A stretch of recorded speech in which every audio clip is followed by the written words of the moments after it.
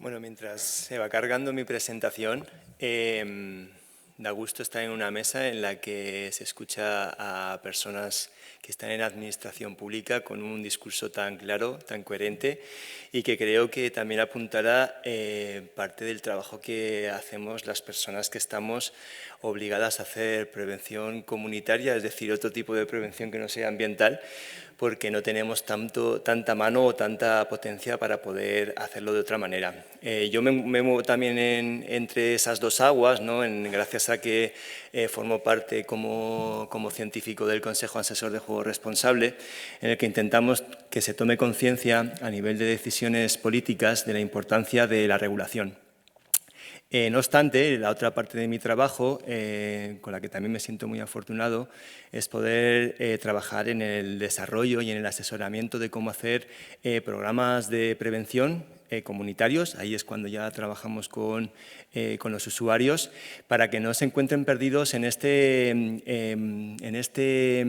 laberinto tan complejo, ¿no? De mientras que se organizan las acciones a nivel político, se implementan y tienen efecto, ¿qué tienen que hacer las personas en su día a día, ¿no? Simplemente poniendo de ejemplo la situación actual que se acaba de comentar, que tienen muchos chicos y chicas que tienen acceso a publicidad de juegos en Internet y a bonos de bienvenida. Entonces, hay un lapso de tiempo desde que se falla en contra del Ministerio de Consumo y se permite de nuevo el acceso a publicidad de juegos de azar encima en Internet, que es todavía, desde mi punto de vista, y según van apuntando los datos que tenemos, es todavía más peligroso para la gente joven, que es la gente más vulnerable. Pues en ese lapso de tiempo, pues creo que toma mucha importancia este tipo de programas. Me ha encantado la diapositiva donde se muestra, ¿no?, que a menos políticas de prevención ambiental, más programas hacemos. Pero es que además el problema de estos programas es que no todo vale. Y es una de las cuestiones que yo también quiero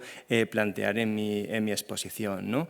Bueno, voy a retomar algunas cosas que se han explicado, por eso voy a pasar bastante rápido.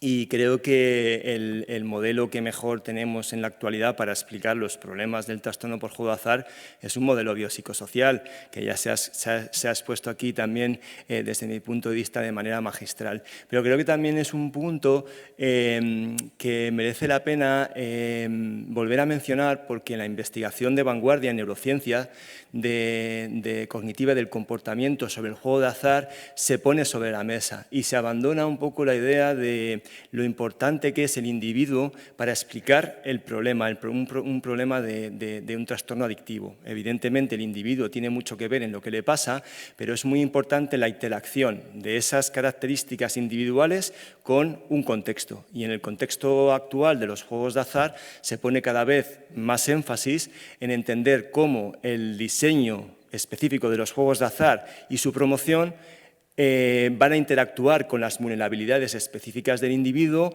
para explicar gran parte del problema que generan. Entonces, hay una investigación, como os decía, muy interesante, centrada en este producto y en su promoción, que por supuesto el individuo tiene cosas que ver, pero yo hago la reflexión general, ¿no?, de quién tiene más responsabilidad, el que cae en la trampa o el que pone en la trampa.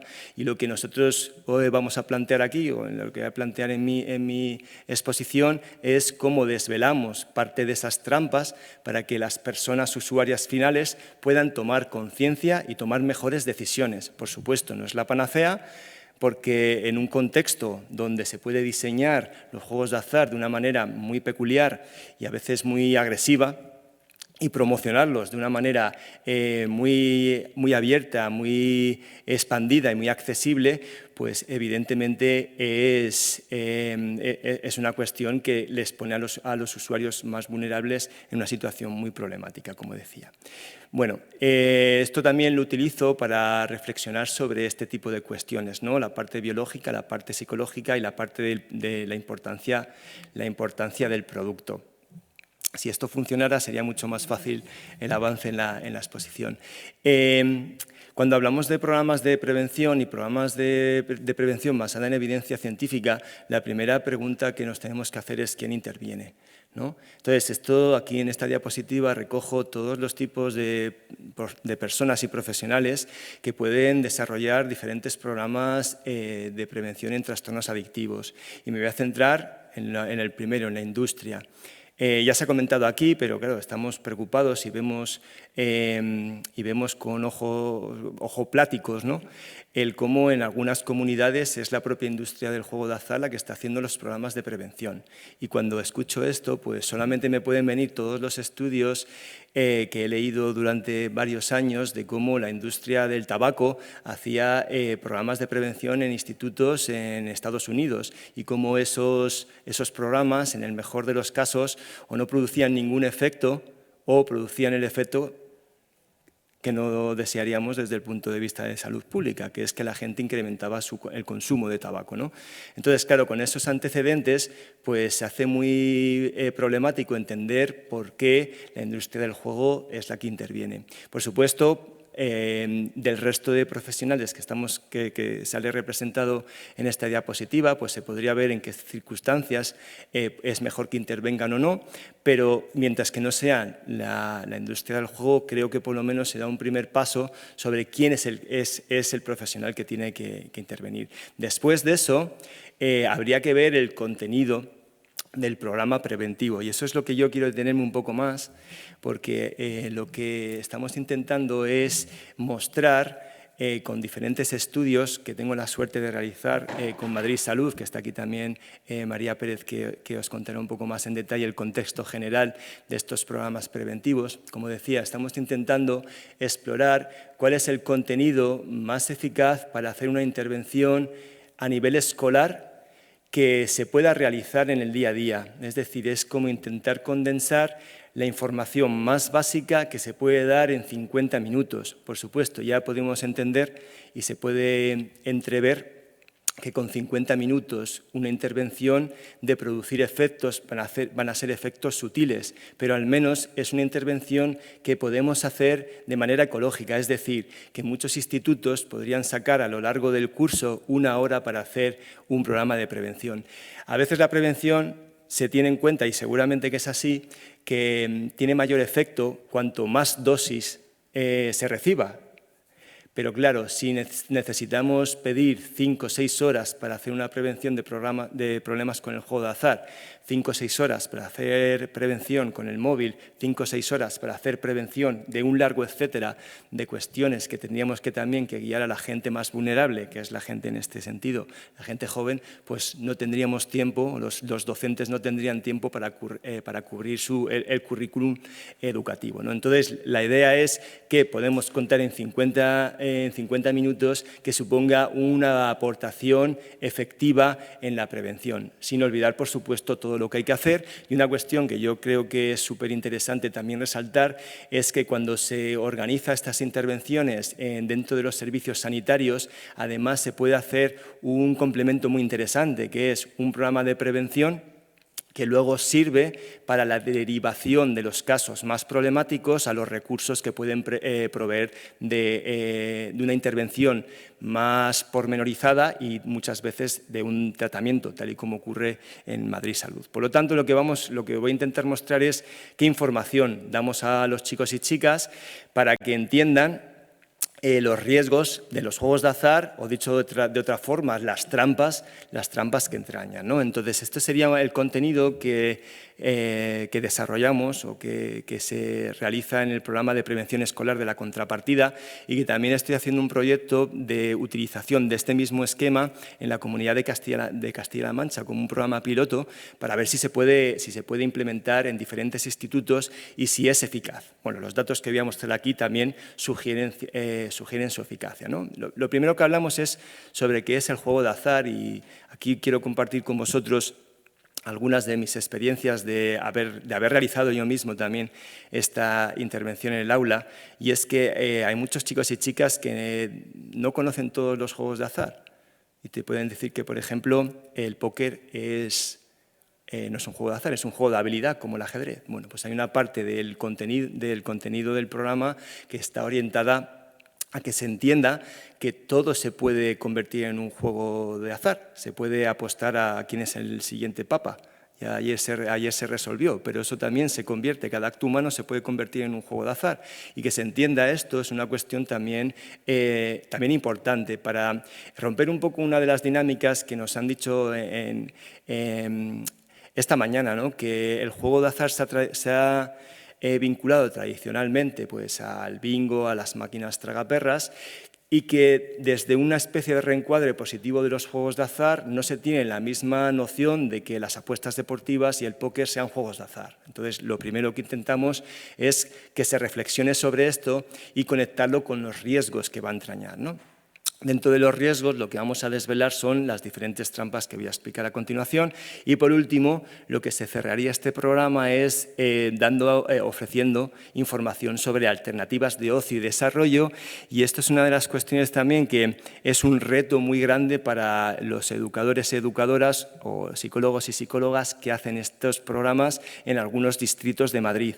En algunos de ellos sí que tienen más alternativas, entonces no les resulta tan difícil incluir información sobre qué hacer más allá de apostar, pero en otros tienen que pensar bastante sobre a dónde enviar a los chicos y chicas para intervenir. Lo que, por ejemplo, también estoy haciendo con Castilla-La Mancha es, dentro de este proyecto, es pensar con diferentes orientadores escolares, que es con los que he tenido la oportunidad de hacer esta experiencia piloto, qué cosas se le puede dar a los chicos y chicas de los diferentes distritos o diferentes pueblos donde se interviene. Y bueno, en algunos lugares, como os decía, es un reto bastante grande. Entonces, yo no voy a entrar en alternativas de ocio y desarrollo, evidentemente, generales, pero sí que es importante que se reflexione eso. Al fin y al cabo, la industria del juego de azar en muchos lugares también ha crecido a expensas de otras alternativas de ocio que no tienen el mismo riesgo, que son, de hecho,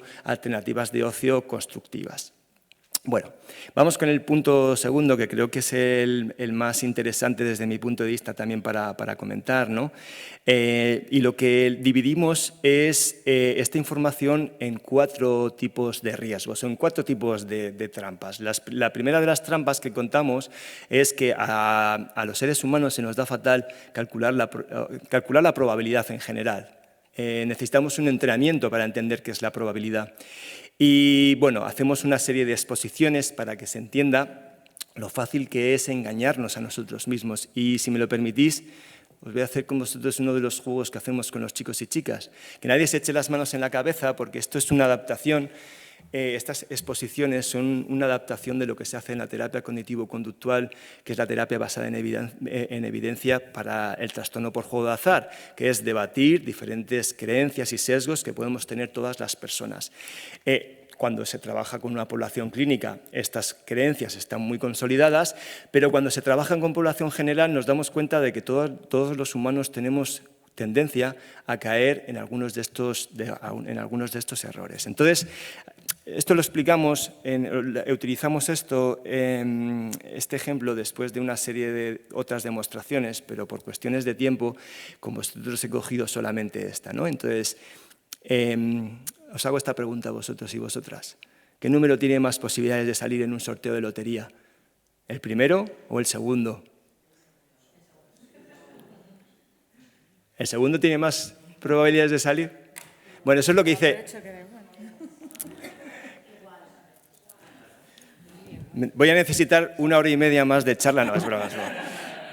Los dos tienen la misma posibilidad. Pero además, bueno, para simplificarlo, lo hacemos pensando en la lotería de Navidad. En la lotería de Navidad, cada número es una bolita que entra en un bombo, ¿sí? Entonces, los dos tienen la misma probabilidad, 1 entre 100.000, ¿sí? ¿Cuál compraríais? Por aquí escucho yo el de abajo. Bueno, en general, cuando se hace esto en los institutos, todos los chavales dicen el de abajo. Y entonces aquí lo que se confronta a la persona es con la irracionalidad del juego. Sabemos que los dos tienen la misma probabilidad. O después de la exposición que hacemos, espero que ellos también lo entiendan. Todos tienen la misma posibilidad, pero no se compran igual. Y ahí es donde hablamos de la parte emocional que implica una toma de decisiones como esta. Bueno, esto puesto en formato juego tiene un mayor impacto que ahora, pero en el fondo es mostrarnos lo difícil que es para los humanos este tipo de cuestiones. Se necesita un entrenamiento y parte del entrenamiento que hacemos aquí es una especie de inoculación. Enseñar a las personas a pensar sobre sus propias carencias cognitivas que compartimos todos los humanos a este punto. Bueno, el segundo nivel de lo que explicamos es que el juego de azar se diseña para potenciar este efecto. Asumimos que todos tenemos diferentes distorsiones, pero se puede diseñar de una manera muy peculiar para potenciarlas. Y les hablamos de un montón de cosas, pero la primera cosa que explicamos es que el juego de azar no se puede ganar por el tema de que está diseñado con un margen de probabilidad que favorece a la casa de apuestas. Lo ha explicado perfectamente el profesor Choliz cuando hablaba de la ley de grandes números. Decía, cuanto más apuestes, más difícil es que ganes, porque la probabilidad va a tender a vencer. Y el juego de azar se diseña para que la probabilidad favorezca a la casa. Grosso modo, si apostáramos €1 en una ruleta, €1 en cada número de una ruleta, nos costaría 37 €. Pero si ganamos nos darían 36, dependiendo de la ruleta, porque podemos encontrar ruletas en Internet que te pueden dar 30 o 28 veces tu dinero, en vez de 37. Si fuese un juego justo, te tendrían que dar 37 veces tu dinero, pero te dan solo 36. Si haces una apuesta puedes ganar varias veces, pero si tú apuestas de manera sistemática no vas a poder vencer esa probabilidad, vas a tender a perder. Pero además de eso, que es una de las cuestiones que explicamos, también explicamos el concepto de casi gano. Esta mañana también el grupo de Yolanda también explicaba cómo se utilizan los ensayos casi gano, ¿no? Explicaban cómo lo evalúan. Bueno, nosotros explicamos que existen y por qué existen. Y os voy a hacer no sé si alguna vez habéis reflexionado sobre este hecho, ¿no? Si apostáramos, si vemos cómo están distribuidos los números en un tapete de ruletas, vemos que son contiguos, 0, 1, 2, 3, etc. Entonces, si apostamos al 17, nos vamos a encontrar que hay 8 números, que son los números contiguos, todo lo que le rodean, que van a dar la sensación a la persona que apuesta de que se ha quedado cerca de ganar. 8 números. Pero si miramos la ruleta, al 17 está rodeado del 25 y del 34. Eso significa que hay otros 2 números que te van a dar la experiencia emocional de que te has quedado cerca de ganar. Esto parece una tontería, pero fijaos, si hay un número que gano y 10 que me dejan cerca de ganar, hay 1/3 de posibilidades de yo sentir algún tipo de reforzamiento. Me he quedado cerca de ganar o bien he ganado. En vez de 8, 10. Entonces, un sencillo elemento de diseño potencia mucho la capacidad de la ruleta para generar este tipo de efectos, ¿no? Bueno, esto lo podríamos llevar, explicamos también cómo funcionan los rascas, explicamos la experiencia emocional. Esto no se lo contamos a ellos para que no les estalle la cabeza, pero entre nosotros lo que intento explicar es la idea de qué pasa en nuestro cerebro, ¿no? ¿Por qué los ensayos casiganos son recompensantes? Esto es un estudio clásico de uno de los grupos más importantes desde mi punto de vista en el estudio de las bases cerebrales del cerebro, que es el grupo de Luke Clark. Y lo que vemos aquí es una tragaperra simplificada para poder estudiarlo en resonancia magnética funcional. El cerebro de la izquierda lo que muestra es el núcleo accumbens reaccionando cuando se gana dinero dentro de la resonancia magnética, y lo que vemos, por tanto, es una activación muy grande de este sistema clave del sistema de recompensa. Que no se nos olvide que es un sistema de aprendizaje. Lo que vemos a la derecha es qué sucede en la misma estructura cerebral cuando te quedas cerca de ganar. Entonces, una señal que es cuantitativamente más baja, pero cualitativamente similar. Y lo que creemos, lo que se piensa que se está señalando es una especie de aprendizaje. Acabas de aprender que una conducta específica te ha llevado a estar cerca de obtener un premio que deseas. Así es como funciona nuestro sistema de recompensa en prácticamente la totalidad de las actividades cotidianas que desarrollamos como humanos. Y cuando tú perseveras, te esfuerzas, en la mayor parte de contextos, ese esfuerzo tiene su recompensa y esta es como la marca de nuestro cerebro que te está señalando que estás aprendiendo. ¿Qué pasa en el contexto artificial de los juegos de azar? Que eso no se puede, que eso es un error, porque nunca estás más cerca de ganar. Una de las cuestiones que pasan en los juegos de azar es que cada evento es independiente. Que haya salido el 17 negro en la ruleta en una ocasión no dice nada de lo que va a salir a la siguiente. ¿Vale? Entonces, esa señal te está dando una información errónea. No obstante, tú lo que tienes es la activación y la experiencia emocional de que estás cerca de ganar. Y esa es una de las señales falsas que ocurren cuando estamos apostando. Aquí a veces también cuento, bueno, esto es como la base de muchas de las distorsiones cognitivas. Al final se establecen asociaciones ilusorias entre lo que ha sucedido y lo que creo que va a suceder, ¿no? Que sería la base pues, de las ilusiones de control y predictibilidad que explican los problemas con el juego de azar.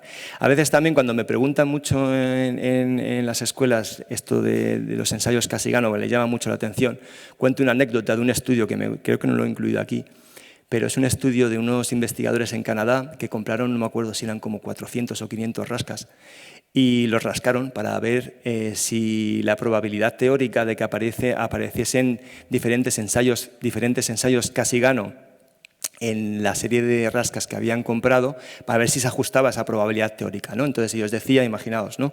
Que si se ajustase perfectamente a lo que diría la probabilidad, tendría que haber un 4% de ensayos Cassigano.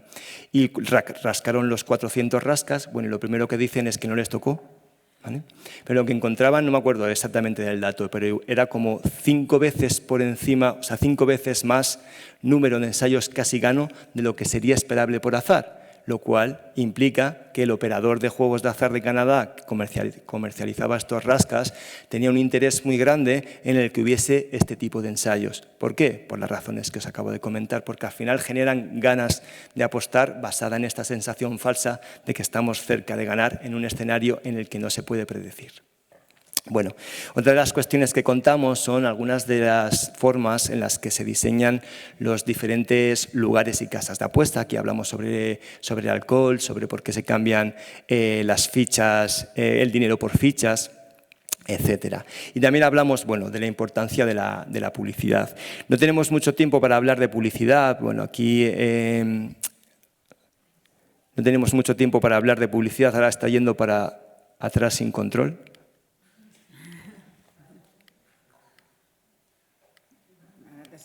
Me he ido, o sea, esto ha funcionado por sí mismo. No, esto ha funcionado por sí mismo.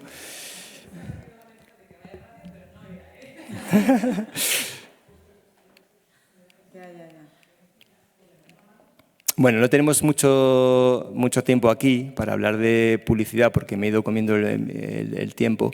Lo que intentamos es generar una especie de escepticismo, más que nada una desconfianza. Es para que se vayan con preguntas de por qué tengo que creer yo a un influencer cuando me dice que está ganando dinero. Lo que mostramos es que muchos influencers y muchos pronosticadores son comisionistas de la industria. Entonces, ¿por qué confiar en una persona que se va a llevar una parte de las ganancias del dinero que tú vas a gastar, ¿no? Entonces, bueno, hacemos una serie de preguntas retóricas para que los chavales reflexionen sobre eso. Bueno, hablábamos de alternativas de ocio y simplemente contaros algunos de los resultados que hemos obtenido en el último estudio en el que hemos puesto a prueba esta intervención en diferentes centros de formación, institutos de formación profesional y universidades en Madrid. Bueno, simplemente con esta información dada de una manera gamificada, es decir, utilizando un trivial para que los chicos y chicas se sientan más motivados a la hora de hacer las reflexiones sobre los diferentes componentes que os acabo de mostrar, comparado con simplemente darles la información. Simplemente sería como compararlo con una charla psicoeducativa en el que se les habla de una manera divulgativa de los riesgos del juego de azar. Lo que hacemos es comparar las dos intervenciones. Grosso modo, lo que encontramos es que ambas intervenciones, es decir, dar información O dar esa información, pero de forma gamificada, con el trivial, produce efectos positivos. Vemos que se produce un descenso en la frecuencia de juego, en la cantidad total apostada y también en la severidad. De manera indirecta también en el daño generado por los juegos de azar. También lo que observamos es cambios protectores en otras variables cognitivas, ¿vale? En tener una actitud más negativa hacia los juegos de azar, que se piense que no se puede ganar en los juegos de azar de manera tan fácil. Se reduce la actitud positiva, que sería un poco lo contrario, y también se reduce las distorsiones cognitivas, es decir, estas creencias de que se puede predecir y controlar el juego de azar. Además, dentro de lo que observamos, en